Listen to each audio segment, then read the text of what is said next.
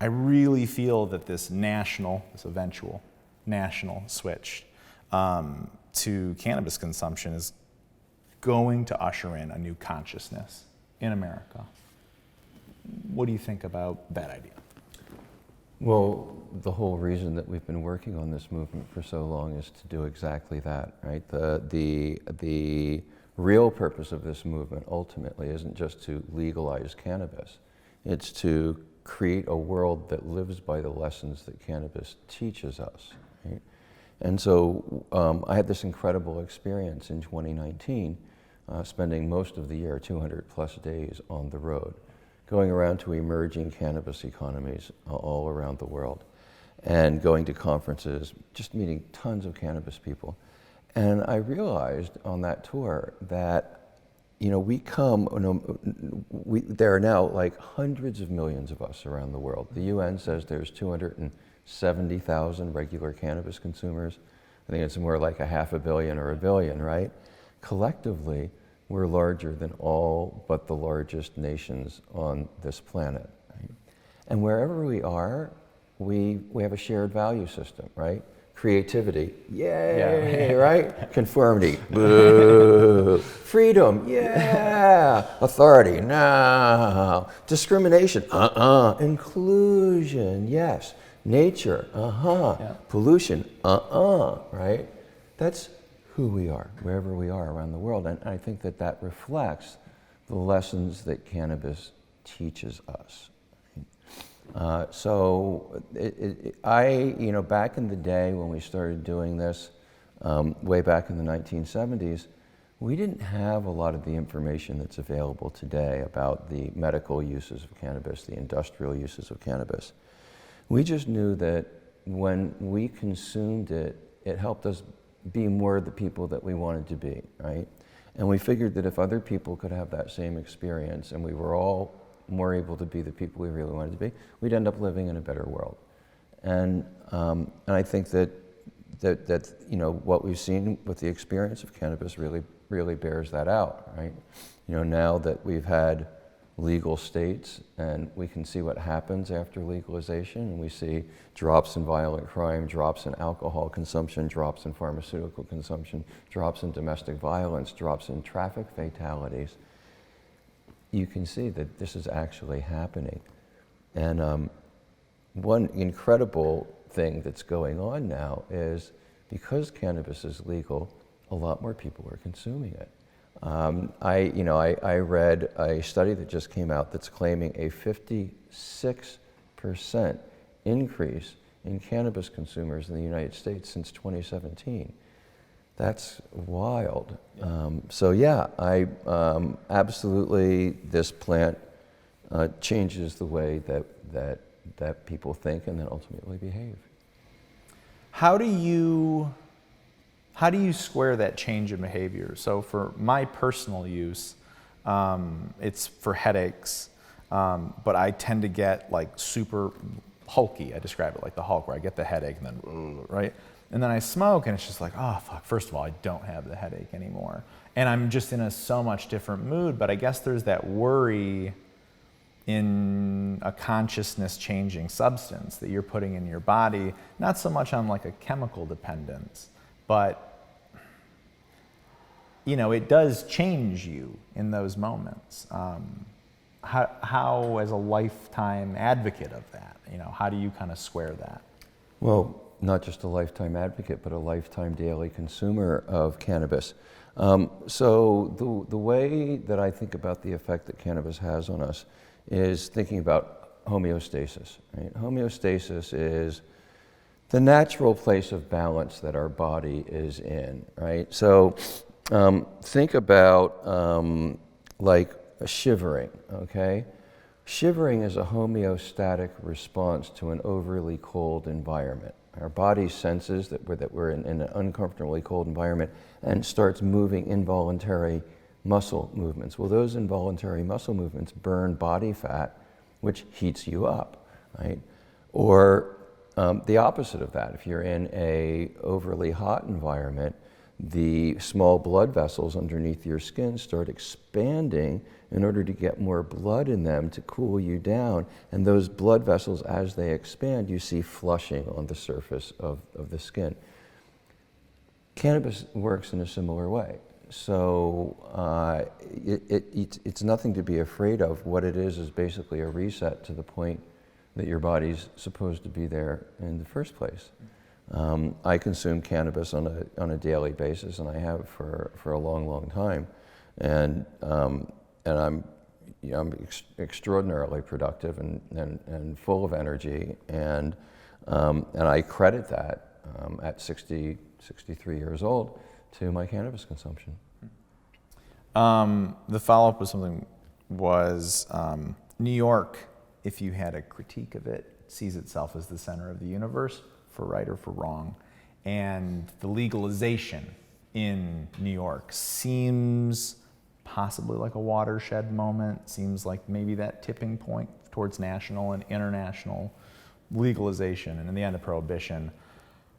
Are we a little self-centered, or is there something about this New York legalization that seems bigger? Qualitatively, I'd say that this is probably a New York-centric perception, right?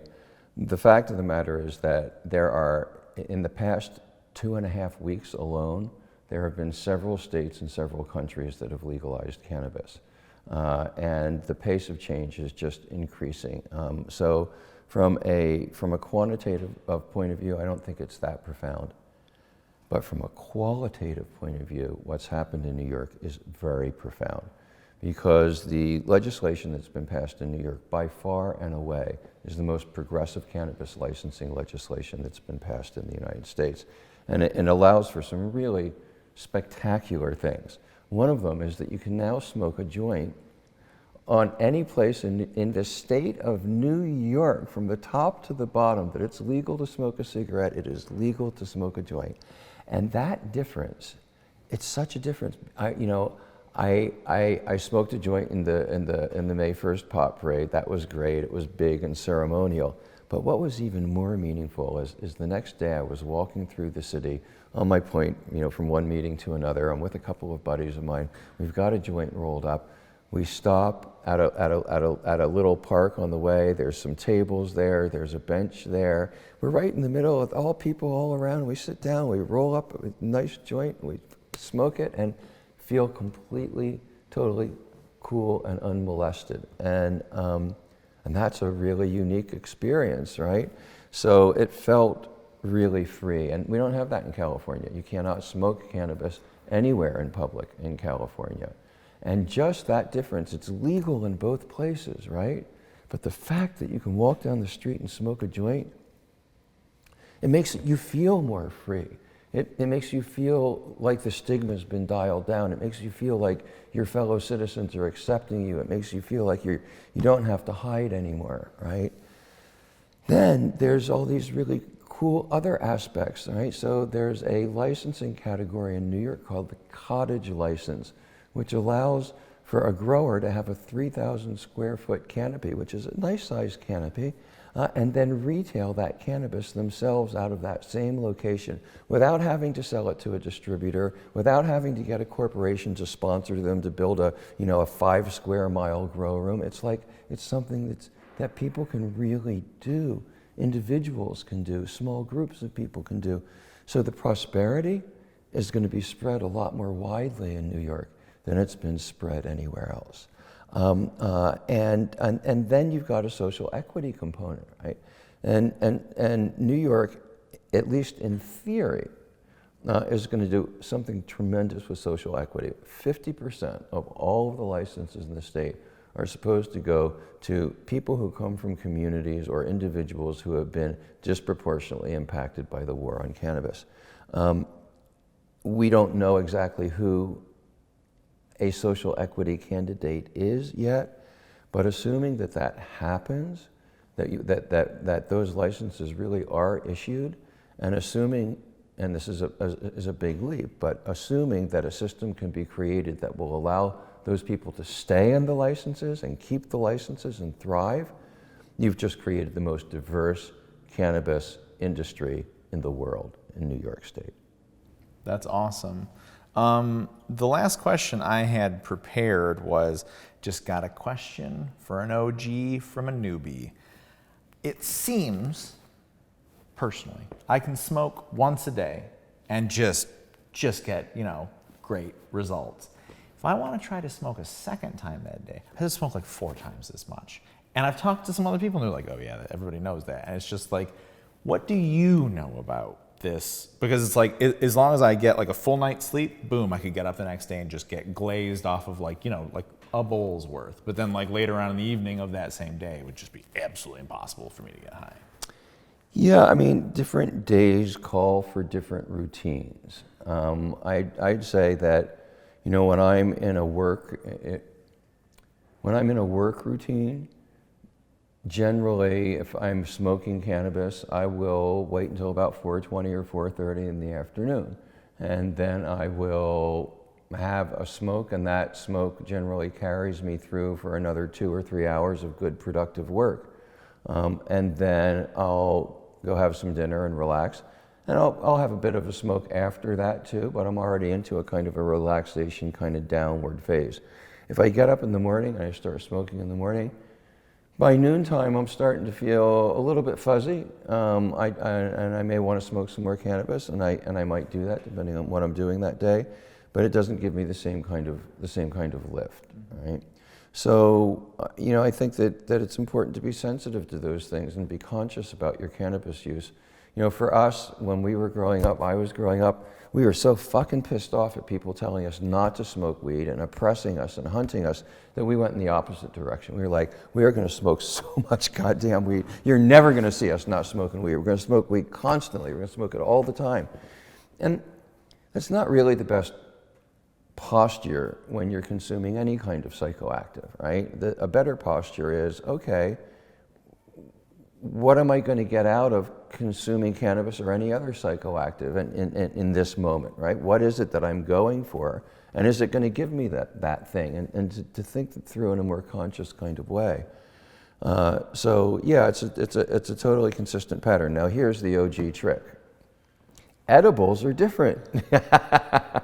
I can wake up in the morning and I can eat 400 milligrams of THC, and I can blast until 1 o'clock in the afternoon, and I can eat another 400 milligrams of THC, and I can blast until 6, and I can eat another 400 milligrams of THC. I can blast until I go to bed, and I get the same lift every time.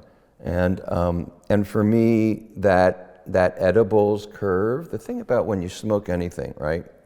Tobacco, crack, cannabis, you go from baseline up to saturation immediately, and then you start trailing off. Well, the trailing off part doesn't feel so good, right? So then you go and you got to jump up again, and then you're trailing off. So you've got this kind of up and down and up and down and hill and valley kind of pattern, right? But with edibles, I do an edible, 30, 40 minutes, I'm starting to lift, an hour, I'm there, and then I stay there for 4 or 5 hours, right? And then when I start sliding down, I can perceive it and I take some more so I don't go all the way down, So it's, edibles are more functional for me, and I don't get the kind of lack of effect and fogginess that I can get from repeated smoking. The difference between smoking my first joint, well, the first joints that I smoked in New York were like these revelations, because the weed in New York was so much better than the weed in Washington, D.C., where I grew up. So, I went from smoking a really swaggy Mexican to smoking this beautiful Colombian Golds and beautiful Punta Rojas and some, some of the best Jamaican that ever came in, and Temple Balls and Thai sticks. So it was a revelation for me. I realized what real cannabis was and the magic of real cannabis. And I was fortunate to do that at a time when not many other people, certainly not many other 16-year-olds, had that possibility. Today, I come to a joint with a different kind of perception. I've seen an awful lot of joints now, and I'm probably a little bit harder to impress in terms of the product itself. But the best joint that I ever smoked was the legal joint, the first legal joint that I smoked in New York, right? It's just, that felt so good to me. So I think that's probably the biggest difference is just understanding that it's legal to smoke a joint in New York now and doing that. And I've been hanging out with friends of mine, and we're all talking about like how long is it going to take to get used to doing that. I mean, for years and years and years, you've had to look for a doorway. You've had to go in a doorway full of piss and crap and syringes and who knows what else, and you're sitting there and you're hoping that a cop's not going to come walking along, cup up on you before you can really see that they're there, right? And that's over. That's over. And I still, like, I'm walking around and I'm still seeing people in doorways, and I'm like, hey, you don't have to do that anymore. But I'm also walking down the sidewalk, I'm smoking a joint. I look over on the other side of the street, I see another group coming down smoking a joint. Our eyes lock for a minute, and it's like, yeah. When I was 13 years old, I went to the first yippie smoke in Washington, D.C. And then I was a really young kid. I wasn't able to find much of a scene between then and 1974. But in 1974, I linked up with the yippies again, who had come from New York City to do a smoking in Washington, D.C.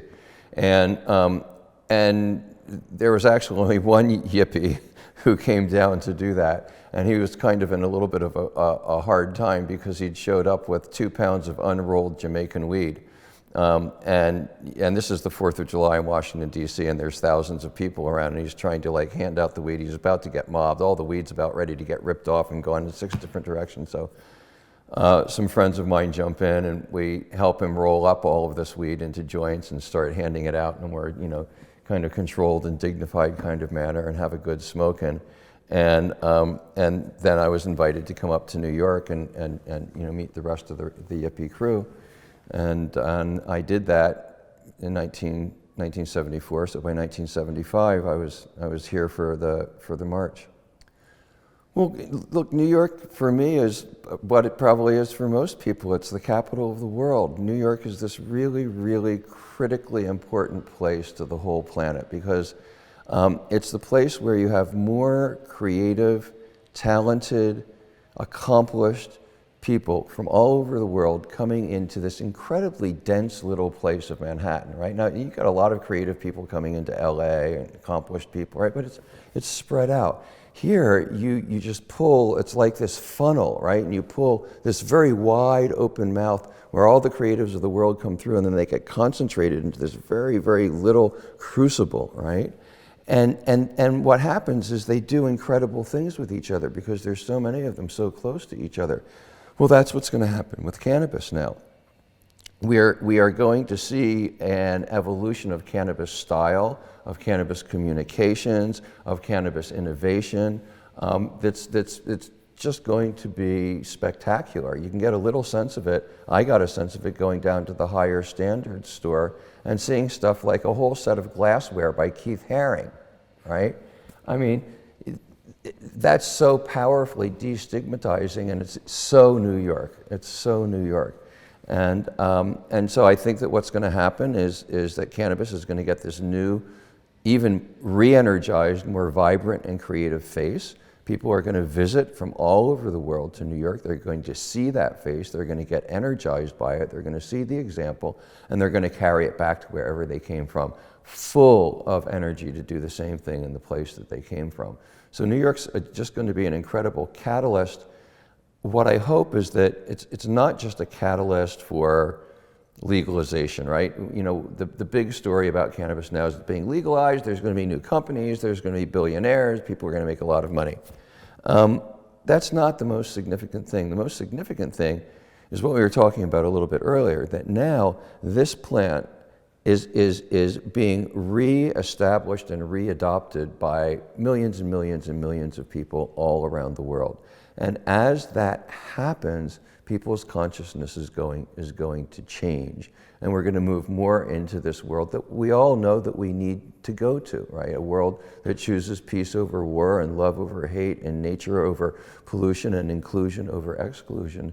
And so that's my wish, right? My wish is that we create this really vibrant cannabis culture in New York that speaks to the lessons that the plant teaches us, that breaks the previous molds.